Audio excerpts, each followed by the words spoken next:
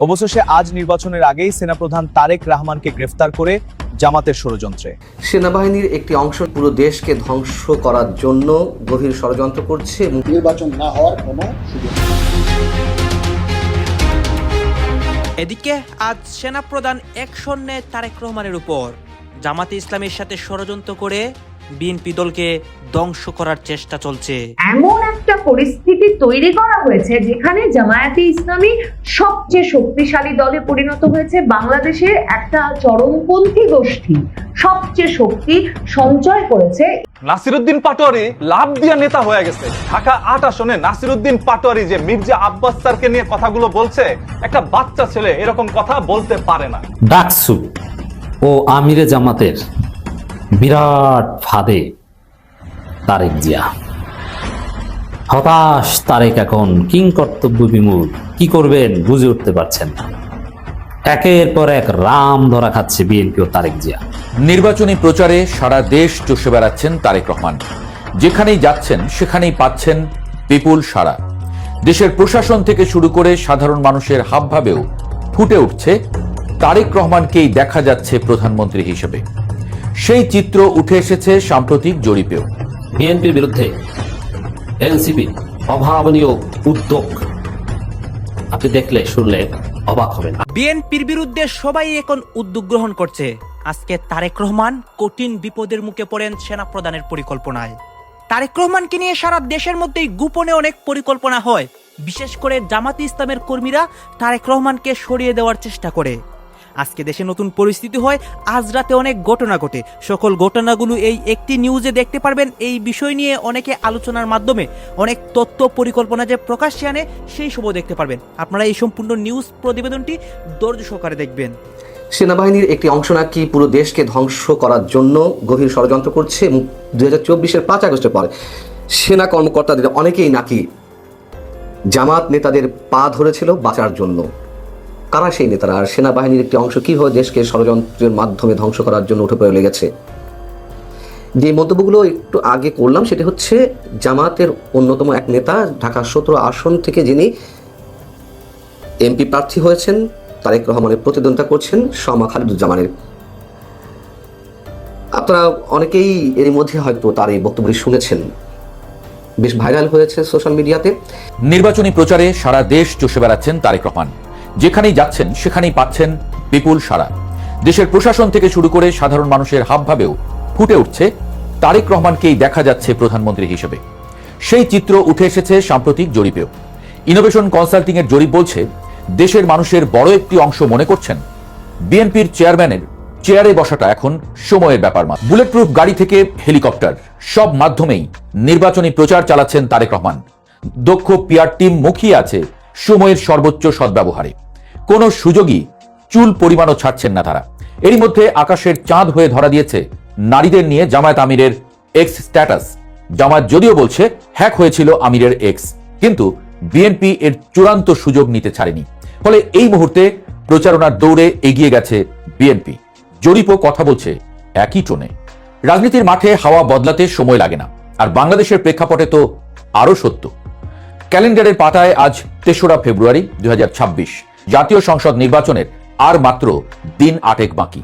মাঠে চলছে বল দখলের চূড়ান্ত লড়াইয়ের মধ্যেই দিন কয়েক আগে ইনোভেশন কনসাল্টিং এর পিপলস ইলেকশন পালস সার্ভে যেন বোমা ফাটালো। জরিপের ফলাফল বলছে দেশের 47.6% মানুষ মনে করছেন তারেক রহমানই হতে যাচ্ছেন দেশের 11তম প্রধানমন্ত্রী।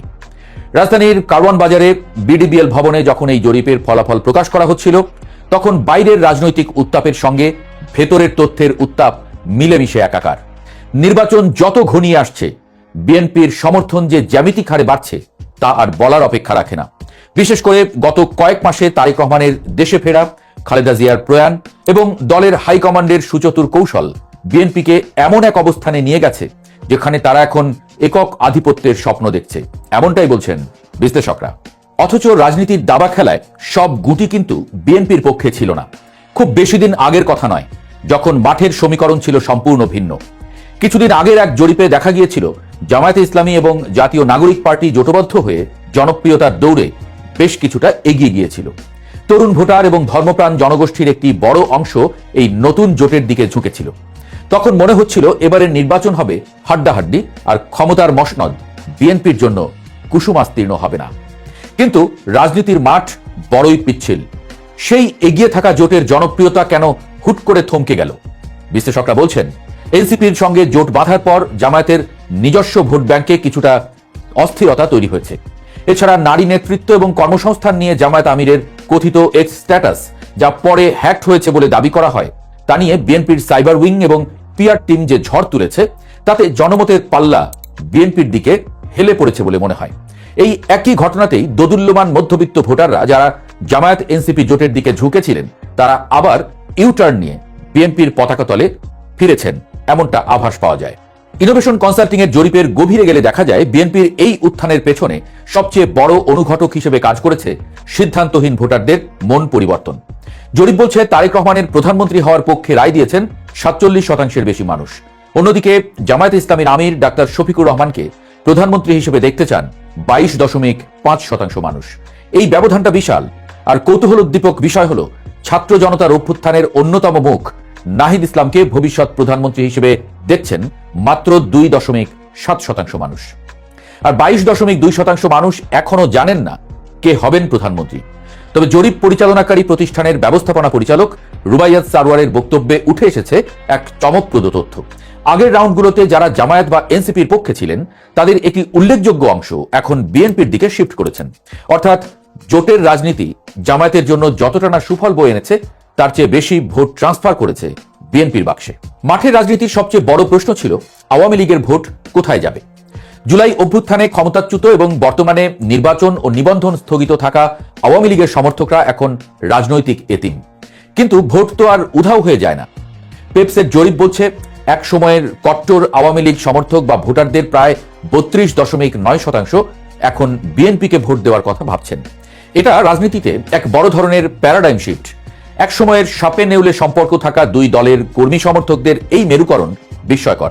বিএনপির বিরুদ্ধে ইসিতে, নির্বাচন কমিশনে এনসিপি বিরাট ঘটনা ঘটিয়ে দিয়েছে। বিএনপির বিরুদ্ধে জরুরি আইনি পদক্ষেপ আসতেও পারে। দর্শক, বিএনপি আর পারছে না। বিএনপির চারদিকে অন্ধকার। বিএনপি সমস্ত রাস্তা বন্ধ হয়ে যাচ্ছে। অলরেডি বিএনপি সন্ত্রাসীদের গ্রেপ্তার শুরু হয়ে গেছে, সামনে আরো গ্রেপ্তার হবে। নির্বাচনের আগ মুহূর্তে বিএনপি যাদের নিয়ে কেন্দ্র দখল করার ষড়যন্ত্র করেছে, সবার গলা শুকিয়ে যাচ্ছে। কে কোন সময় অস্ত্র শস্ত্র সহ গ্রেপ্তার হয় বলা যায় না, হিসাব পাল্টে যাচ্ছে। দর্শক, বিএনপির যে আকাম অব্যাহত নারী নির্যাতন, নারীর প্রতি সহিংসতা, শুধু এটা নয়, 11 দলীয় জোটের নেতাকর্মীদের উপর বিএনপি হামলা করছে, ভোট চুরির প্ল্যান করছে, কেন্দ্র দখলের পরিকল্পনা করছে। বিএনপির এই সমস্ত সন্ত্রাসের ডকুমেন্ট নির্বাচন কমিশনের কাছে উপস্থাপন করে এসেছে এনসিপি। এর আগে জামাত, মহিলা জামাত একদম স্মারকলিপি দিয়ে এসেছে। অন্যদিকে শিবির রাজপথ উত্তাল করে রেখেছে। হাজার হাজার জনশক্তি নিয়ে শিবির তারেকের যে চরিত্র, নেতা করে খাম্বা চুরি, কর্মী ধরে গলায় ছুরি। আবার যে তারেককে লন্ডন যেতে হবে, প্রয়োজনে শিবির লাথি দিয়ে তারেক জিয়াকে লন্ডন পাঠিয়ে দিবে, এই বার্তা স্পষ্টভাবে দিয়ে যাচ্ছে। অতএব দর্শক, হিসাব ক্লিয়ার। বিএনপি ভেবেছিল যে আওয়ামী লীগ এদেশে আকাম করে, নির্বাচনে ভোট চুরি করে নানানভাবে টিকে গেছে, কিন্তু কোনোভাবেই আওয়ামী লীগের মতো অপরাধ ধামাচাপা দিতে পারবে না।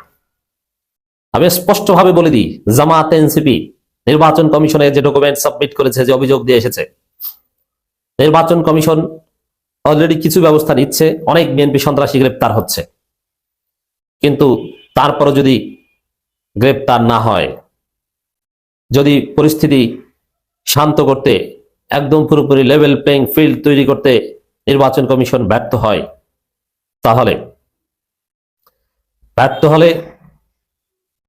ভুয়া যে নির্বাচন হবে, বিতর্কিত যে নির্বাচন হবে, ওই নির্বাচনের মাধ্যমে পাওয়ার ট্রান্সফার হবে না। একটা সহজ বিষয় মনে রাখবেন, বিএনপি ভোট কেন্দ্র দখল করবে, আর জামাত এনসিপি সেই দখলকৃত ভোটের ফলাফল মেনে নিবে। কেন্দ্র দখল ঠেকাবে কি ঠেকাবে না ওটা বাদ দিলাম, কেন্দ্র দখল করে সিল মারবে, আর সেই দখলকৃত কেন্দ্রের ফলাফল দিয়ে ক্ষমতায় যাবে, পৃথিবী উল্টে গেলেও ওইটা সম্ভব নয়। অতএব বাংলাদেশের একমাত্র পরিস্থিতি ভোট সুষ্ঠু হতে হবে, এর বাইরে কোনো সমাধান নয়। তো জামাত এনসিপির পুরোপুরি প্রস্তুতি আছে। নির্বাচন কমিশনে ইসি খবর, বিএনপির বিরুদ্ধে ইসিতে গুরুতর অভিযোগ দিল এনসিপি।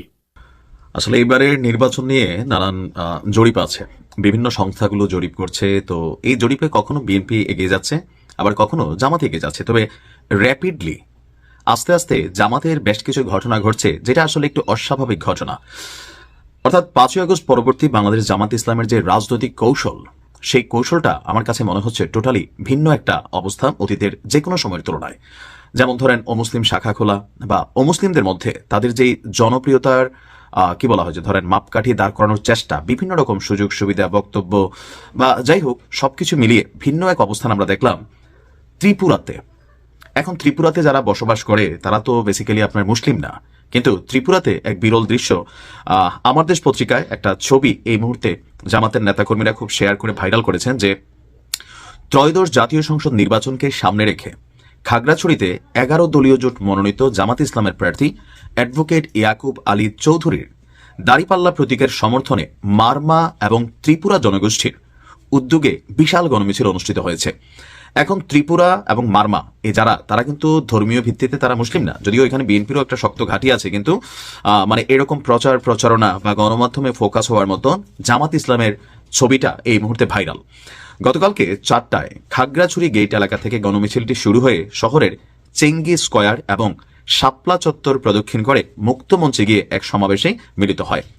ত্রিপুরা ঐক্য ফেডারেশনের আহ্বায়ক চন্দ্রীনাথ ত্রিপুরার সভাপতিত্বে সেখানে আপনার বক্তব্য রাখেন জামাত ইসলামের যিনি প্রার্থী আছেন তিনি, আর বিশেষ অতিথি হিসাবে বক্তব্য দেন তাও মারমা ঐক্য ফেডারেশনের আহ্বায়ক লিসি ত্রিপুরা, জেলা জামাতের আমির সহ আরো বিভিন্নরা।